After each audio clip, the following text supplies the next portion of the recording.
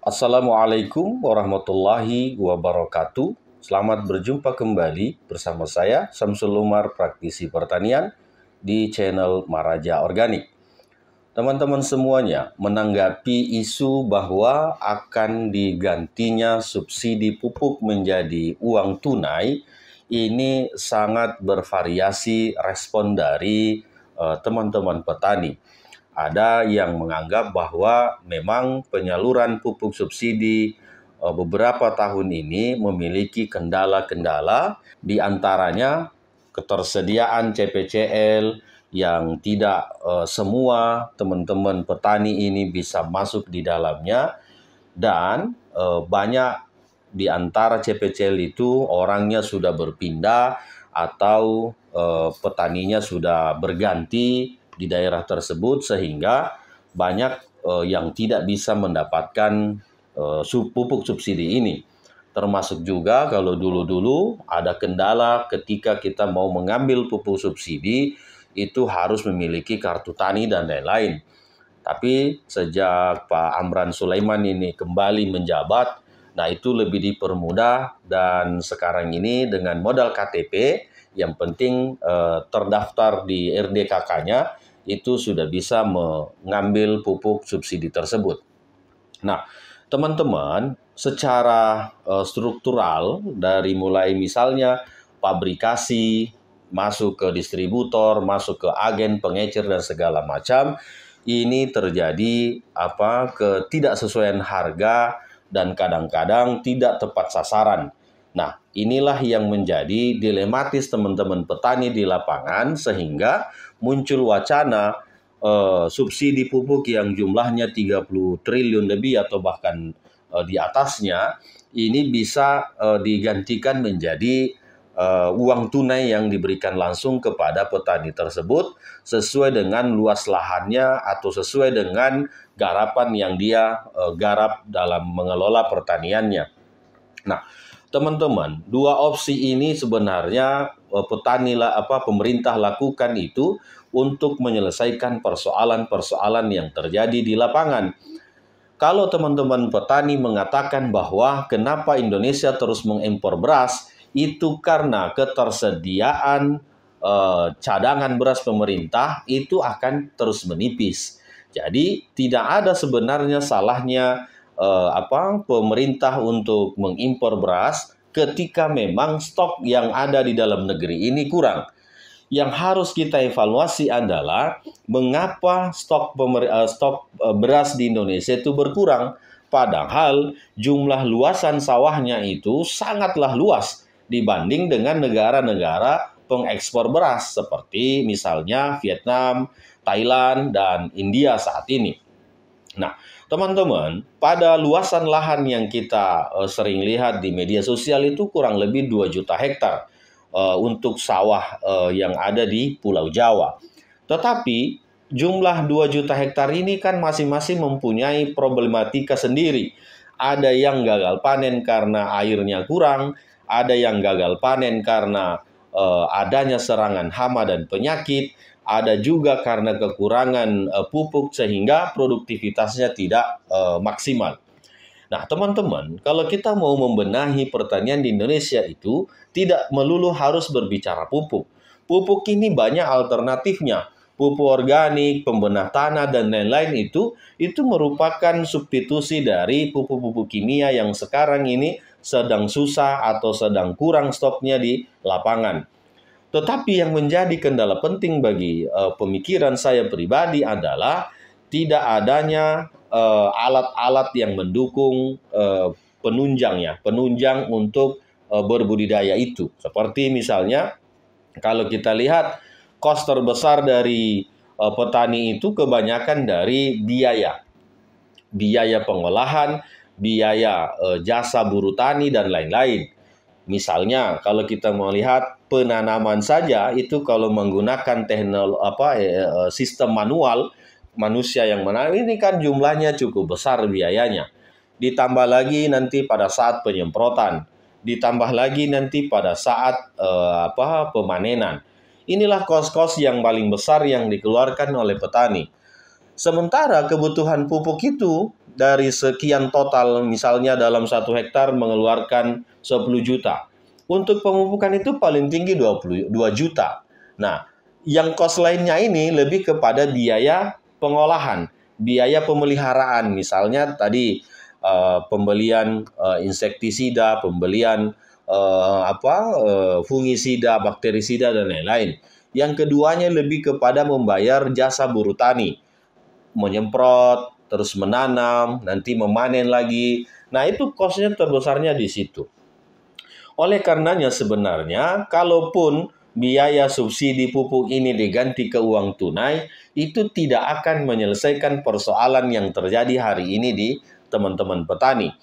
Yang paling maksimal harusnya dilakukan oleh pemerintah itu adalah membagikan alsintannya, alat pertaniannya yang paling penting, traktornya, hand sprayernya, pompa airnya, ditambah lagi nanti mesin-mesin pemanen. Agar apa? Agar biaya yang seharusnya ini berlebih dikeluarkan oleh teman petani itu bisa dikurangi. Nah, teman-teman, kalau misalnya hal itu yang terjadi, misalnya ganti uang subsidi pupuk ini, biarkan petani sendiri yang membeli, apalagi dengan sistem e-katalog, ini saya yakin tidak akan semudah yang kita pikirkan. Kenapa? Karena bisa jadi orang-orang yang sudah menerima uang untuk pembelian pupuk ini itu bisa membelokkan ke hal-hal yang lebih urgen di tengah-tengah petani itu. Misalnya membeli beras yang harusnya membeli pupuk 10 sak, ini diganti sebagiannya hanya untuk membeli beras yang lainnya. Jadi tidak akan pernah menyelesaikan masalah. Karena kenapa? Tidak semua petani kita itu profesional. Banyak petani-petani kita juga yang tidak profesional. Oke lah kalau dia profesional, uang yang seharusnya misalnya bantuannya ini untuk pembelian pupuk itu dibelikan pupuk langsung. Tapi kalau misalnya dialih fungsikan, dibelikan ikan, dibelikan beras atau kebutuhan-kebutuhan yang urgen lainnya, tentu hasil pertaniannya ini itu pun tidak akan maksimal. Bagi saya pemikirannya itu adalah lebih daripada memberikan uang atau memberikan bantuan pupuk subsidi, lebih baik uang itu dijadikan sebagai subsidi pembelian hasil panen. Nah, ketika hasil panen ini yang disubsidi, tentu teman-teman petani akan berupaya untuk bisa mensukseskan pertaniannya. Karena kenapa? Ada patokan harga. Contoh, saat ini pembelian beras di padi kering giling misalnya atau kering panen harganya 6.500. Subsidi saja 1.500. Gabah kering panen dari harga 6.500 disubsidi oleh pemerintah 1.500 menjadi harga 8.000. Nah, artinya dengan begitu ada acuan dari teman-teman petani, misalnya dia panen 5 ton. 5 ton dikali dengan harga 8.000 berarti 40 juta. Kalau dia panen 6 ton berarti dikali 8.000 itu jumlahnya pasti akan lebih di atasnya. Nah, inilah yang seharusnya difikirkan oleh pemerintah. Karena sekian lama ini memberikan bantuan subsidi pupuk, bantuan alsintan, bantuan apa dan segala macamnya tidak mempengaruhi produktivitas teman-teman petani di lapangan. Yang tadinya panen 5 ton bisa jadi turun menjadi 4,5 ton. Karena kenapa? Karena ketergantungan petani kepada pemerintah. Setiap ada acara yang dieluhkan itu adalah kekurangan pupuk. Bukankah di toko banyak? Banyak. Tetapi karena ada program pemerintah yang mengatakan ada subsidi, maka ketergantungan itulah yang menjadi alasan teman-teman petani terlambatlah dipupuk tanamannya, stoknya tidak ada, ditambah lagi permainan-permainan para distributor dan agen di kalangan bawah ini terjadi juga dan tidak bisa tidak bisa dihilangkan 100%. Olehnya teman-teman, ketika Anda sepakat dengan apa yang kami pikirkan ini, maka bantu kami untuk memviralkan ini. Ganti saja subsidi pupuk itu, ganti saja subsidi pemberian petani uang secara tunai menjadi subsidi pembelian.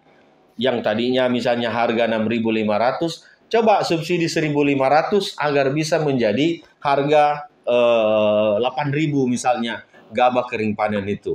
Sehingga acuannya terus ada. Karena di lapangan ini, kami yang di lapangan ini sering melihat bahwa petani itu punya banyak pilihan tentang pemberian pupuknya. Petani ini bisa membeli kimia, bisa membeli organik dan segala macamnya. Tetapi ketika pembelian pupuk, pestisida dan segala macamnya ini sudah bengkak, tetapi harga hasil panen ini turun, nah itu yang menjadi dilematis. Tetapi ketika yang disubsidi ini adalah harga pembelian, secara otomatis pemain calo-calo di lapangan ini itu tidak akan pernah memainkan harga lagi. Karena kenapa? Pemerintah sudah mematok. Ya kan? Dari harga 6.500 disubsidi 1.500, akhirnya diterima oleh Bulog misalnya dengan harga 8.000.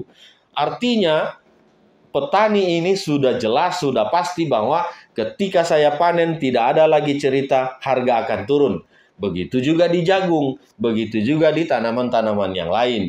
Sehingga teman-teman, kesenjangan yang terjadi hari ini antara petani dengan para tengkulak itu jauh.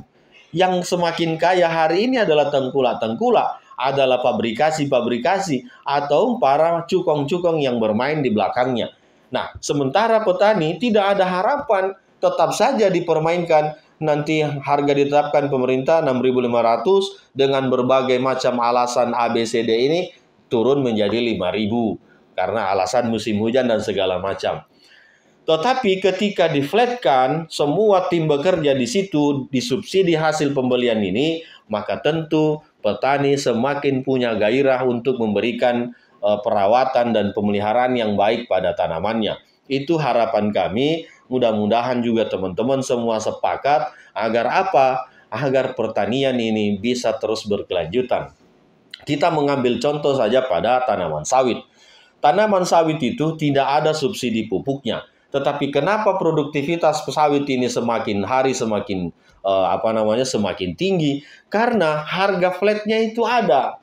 Karena harga yang ditentukan oleh pemerintah itu ada. Nah, sehingga begitu misalnya teman-teman petani ini tahu bahwa saya panen sekian, dapatnya sekian, maka tentu semangat untuk memelihara tanamannya itu akan menjadi lebih tinggi lagi.